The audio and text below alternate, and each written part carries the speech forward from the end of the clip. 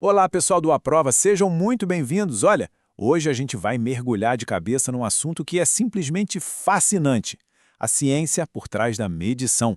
É uma verdadeira jornada, que começa com algo simples como uma régua e termina nas leis mais fundamentais e imutáveis do nosso universo. E para começar, quero deixar uma pergunta no ar. Pensa bem, como é que a gente pode ter certeza absoluta de que um metro medido aqui na Terra é igualzinho a um metro medido lá em Marte? Parece uma pergunta simples, né? Mas a resposta nos leva direto para o coração da ciência e da colaboração global. E é justamente isso que a gente vai desvendar. Então, qual vai ser o nosso caminho? Primeiro, a gente vai entender a arte de medir. Depois, vamos para as regras que garantem a precisão. Em seguida, vamos conhecer a linguagem universal da ciência, o SI. Daí vem a parte mais legal, a mudança de artefatos físicos para constantes universais. E, para fechar com chave de ouro, vamos dar uma espiada no futuro da medicina. Ok, vamos lá. Toda vez mesmo que a gente mede alguma coisa, não importa se é o comprimento de uma mesa ou o tempo de uma corrida, a gente está lidando com um conceito fundamental: a incerteza. Pois é, medir não é só ler um número, é, na verdade, uma arte, a arte da aproximação. E o ponto-chave aqui é que a incerteza depende totalmente da ferramenta que se está usando. Imagina só, com uma régua marcada só em centímetros, a gente tem certeza dos centímetros. Mas o milímetro a gente dá uma estimada, né? Esse último dígito, o estimado, é super importante e faz parte de toda e qualquer medição científica séria. Tá, então se toda medida tem essa tal de incerteza, como é que os cientistas do mundo todo conseguem se comunicar com clareza e precisão? A resposta está num conjunto de regras. Vamos conhecer agora a linguagem oficial da precisão na ciência, os algarismos significativos. Essa aí é a definição formal, mas para facilitar, podemos pensar nos algarismos significativos como uma espécie de promessa. Eles estão comunicando o quão confiável é aquela medição. Eles mostram todos os dígitos que o instrumento garante, mas aquele único dígito que foi cuidadosamente estimado.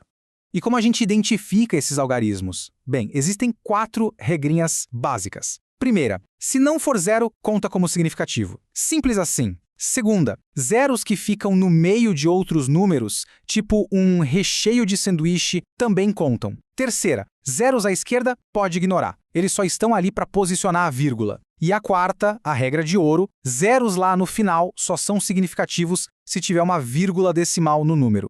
Vamos ver isso na prática. Olha só, 5,87.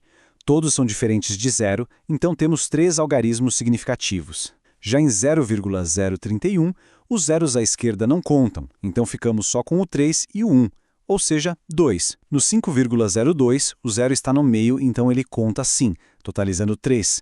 Em 52,90, a vírgula faz com que o zero final seja importante, então temos 4 algarismos. Agora o caso do 500 é interessante. Sem vírgula ele é ambíguo, a gente não sabe se a precisão vai até a centena, a dezena ou a unidade.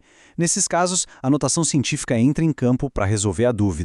Beleza, já entendemos a precisão em uma medida. Agora, vamos ampliar o foco. Como é que cientistas no Brasil, no Japão e na Alemanha garantem que estão todos falando a mesma língua? A resposta é o Sistema Internacional de Unidades, o famoso SI. A história desse grande acordo global começa lá atrás, em 1875. 17 nações se reuniram para criar um sistema unificado. Esse tratado histórico, a Convenção do Metro, foi o ponto de partida de uma infraestrutura invisível que sustenta nosso mundo moderno, desde o comércio até a tecnologia. Essa convenção criou uma estrutura de 3 partes para manter o sistema funcionando e evoluindo. Lá no topo fica a CGPM, que toma as grandes decisões. Depois vem o CIPM, que é o Comitê de Especialistas que dá a direção técnica. E na base de tudo, o BIPM, o Laboratório Central que funciona como guardião dos padrões. E este aqui é o coração do SI, as 7 unidades de base. O metro para comprimento, o quilograma para massa, o segundo para tempo, o ampere para corrente elétrica, o Kelvin para temperatura, o mol para quantidade de substância e a candela para intensidade luminosa. Todas as outras unidades que a gente usa são de alguma forma derivadas destas 7. E agora a gente chega na parte mais fascinante dessa história. O SISI passou por uma revolução silenciosa, mas gigantesca. Nós deixamos de definir nossas unidades com base em objetos físicos para defini-las com base nas leis imutáveis do universo. Foi um verdadeiro salto quântico para a ciência da medição. A história do metro ilustra essa jornada perfeitamente. Começou como uma fração da Terra, depois virou uma barra de metal, um artefato. Mas objetos físicos podem mudar com o tempo, né? Então a ciência buscou algo mais estável, primeiro em átomos. E finalmente, em 1983, o metro foi atrelado a uma das constantes mais fundamentais da natureza, a velocidade da luz. Mas por que essa mudança era tão necessária? Essa frase diz tudo. O quilograma era definido por um cilindro de metal guardado num cofre. O problema? Com o tempo, descobriram que o peso dele estava mudando. Pouquíssima coisa em microgramas, mas estava. A própria definição de massa estava instável. Isso, para a ciência moderna, era simplesmente inaceitável. Isso nos leva à grande redefinição de 2019. O SAI antigo era uma mistura de artefatos e constantes. O novo SAI é puro. Todas as 7 unidades de base agora são definidas por 7 constantes fundamentais da natureza. O quilograma, por exemplo, não é mais um cilindro, e sim definido pela constante de Planck. O sistema deixou de ser vulnerável e se tornou universal, imutável e acessível em qualquer lugar. E aqui estão elas, as 7 constantes que são a base de pedra da medição moderna. A velocidade da luz, a constante de Planck, a carga elementar, cada uma delas é um pilar que garante que as nossas unidades sejam as mesmas, ontem, hoje e para sempre, em qualquer lugar do universo. Finalmente, por que tudo isso importa fora dos laboratórios de física?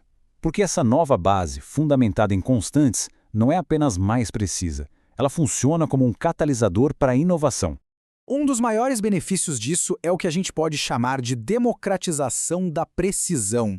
Antes, para ter certeza sobre um quilo, era preciso compará-lo de alguma forma com o cilindro lá de Paris. Agora, qualquer laboratório com equipamento certo pode criar um quilograma a partir da constante de Planck. A ultraprecisão está se tornando muito mais acessível para todo mundo.